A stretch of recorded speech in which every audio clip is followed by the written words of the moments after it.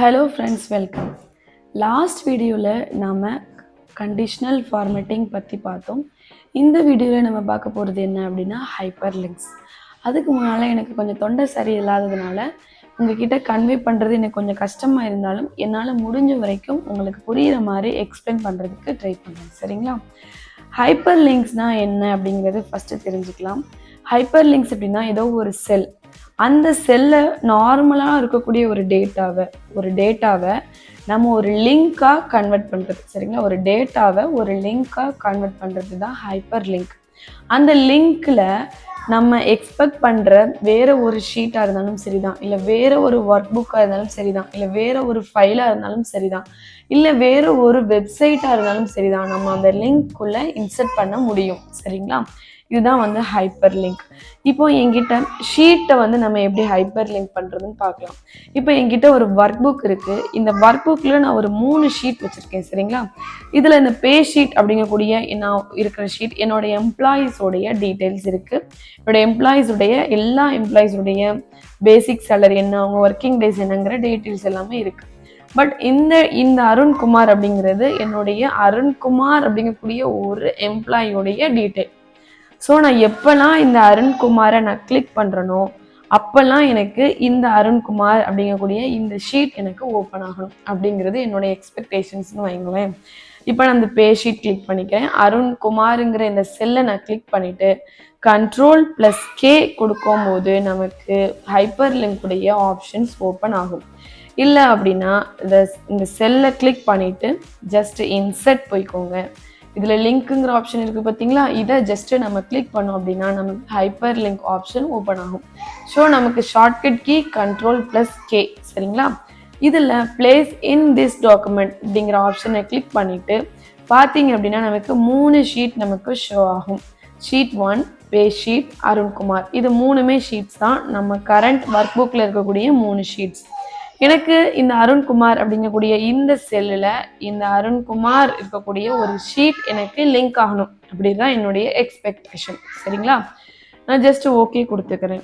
கொடுத்த உடனே பாருங்களேன், இந்த அருண்குமார் கம்ப்ளீட்டாக உங்களுக்கு ஒரு லிங்காக கன்வெர்ட் ஆயிடுச்சு.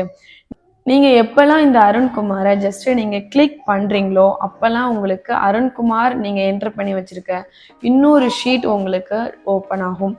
இதுதான் வந்து என்ன அப்படின்னா sheet, hyper links to sheet. ஒரே ஒர்க் புக்கில் இருக்கக்கூடிய வேறு ஒரு ஷீட்டை நம்ம ஒரு செல்லில் லிங்காக இன்சர்ட் பண்ணுறது தான் வந்து என்ன அப்படின்னா ஹைப்பர் லிங்க் டு ஷீட். அடுத்து என்ன அப்படின்னா ஹைப்பர் லிங்க் டு ஃபைல். இப்போ நான் வந்து ஒரு செக் ரெஜிஸ்டர், சரிங்களா, என்கிட்ட செக் ரெஜிஸ்டர் அப்படிங்கக்கூடிய இன்னும் ஒரு ஒர்க் புக் இருக்குது. இந்த ஒர்க் புக்கை நான் என்ன பண்ண போகிறேன் அப்படின்னா இந்த செல்லில் நான் இன்சர்ட் பண்ண போகிறேன். அதுக்கு இந்த கிளிக் ஹியர்னு இருக்குது பார்த்தீங்களா? இதில் நான் அந்த ஒர்க் புக்கை நான் வந்து என்ன பண்ண போகிறேன், அது ஒரு செக் ரெஜிஸ்டர். அந்த செக் ரெஜிஸ்டரை நான் இதில் கம்ப்ளீட்டாக என்ன பண்ண போகிறேன்னா இன்சர்ட் பண்ண போகிறேன்னு வைங்க. அதுக்கு நீங்கள் என்ன பண்ணணும் அப்படின்னா ஜஸ்ட்டு நீங்கள் Ctrl+K கொடுத்துக்கோங்க.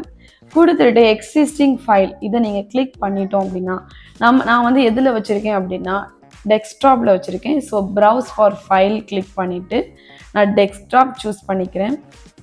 சூஸ் பண்ணிவிட்டு என்னுடைய ஃபைல் பாத் செக் ரெஜிஸ்டர் தான். ஜஸ்ட்டு ஓகே கொடுத்துட்டோம் அப்படின்னா நமக்கு இந்த கிளிக் ஹியரை நீங்கள் எப்போல்லாம் கிளிக் பண்ணுறீங்களோ அப்போல்லாம் உங்களுக்கு டைரெக்டாக உங்களுக்கு என்ன ஆகும் அப்படின்னா இந்த செக் ரெஜிஸ்டர்னு இருக்கக்கூடிய இன்னொரு ஒர்க் புக் வந்து நமக்கு ஓப்பன் ஆகும். சரிங்களா? இதுவே நாம் ஒரு பிடிஎஃபாக இருந்தாலும் நம்ம என்ன பண்ணலாம் அப்படின்னா நம்ம லிங்க் பண்ணலாம். அதுக்கு நான் என்ன பண்ணுறேன், அகெயின் ஒரு கிளிக் ஹியர்.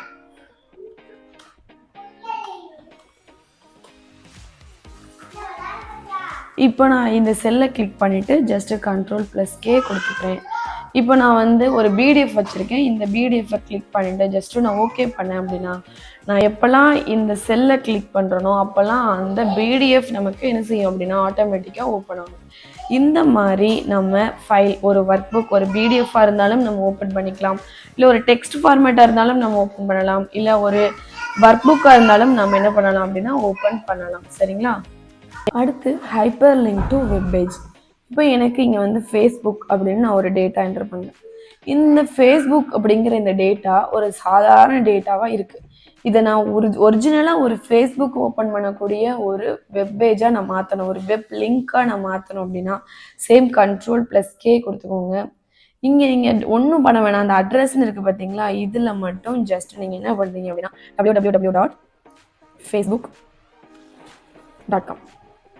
ஓகே, இப்போ நம்ம வந்து எப்போல்லாம் இந்த ஃபேஸ்புக்குங்கிற இந்த செல்ல டேட்டாவை நம்ம ஓப்பன் பண்ணுறோமோ அப்போல்லாம் நமக்கு ஒரிஜினல் ஃபேஸ்புக்குடைய ஒரிஜினல் லிங்க் நமக்கு ஓப்பன் ஆகும். சரிங்களா? இப்போ ஹைப்பர் லிங்க் டு அப்டேட். இப்போ என்கிட்ட நிறைய எம்ப்ளாயீஸுடைய டீட்டெயில்ஸ் இருக்குது. இப்போ நான் வந்து எல்லா எம்ப்ளாயீஸ்க்கு வந்து உடனே ஒரே டைமில் நான் சேலரி கொடுத்துட மாட்டேன். ஒரு டைமில் நான் ஒருத்தவங்களுக்கு சேலரி கொடுப்பேன். அவங்களுக்கு கொடுத்துட்டோம் அப்படின்னு நம்ம என்ன பண்ணணும் அப்படின்னா நோட் பண்ணி வைக்கணும், அதாவது அப்டேட் கொடுக்கணும்.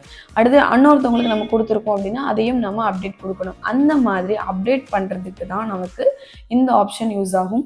இதில் நீங்கள் ஜஸ்ட் அப்டேட் அப்படிங்கிற ஒரு டேட்டா என்டர் பண்ணிக்கோங்க. இப்போ இந்த அப்டேட்டுங்கிற இந்த செல்லை நம்ம ஒரு லிங்காக மாற்ற போகிறோம். அதுக்கு Ctrl+K கொடுத்துக்கோங்க. கொடுத்துட்டு கிரியேட் நியூ டாக்குமெண்ட். இதில் நான் என்ன பண்ணுறேன் அப்படின்னா சேலரி அப்டேட்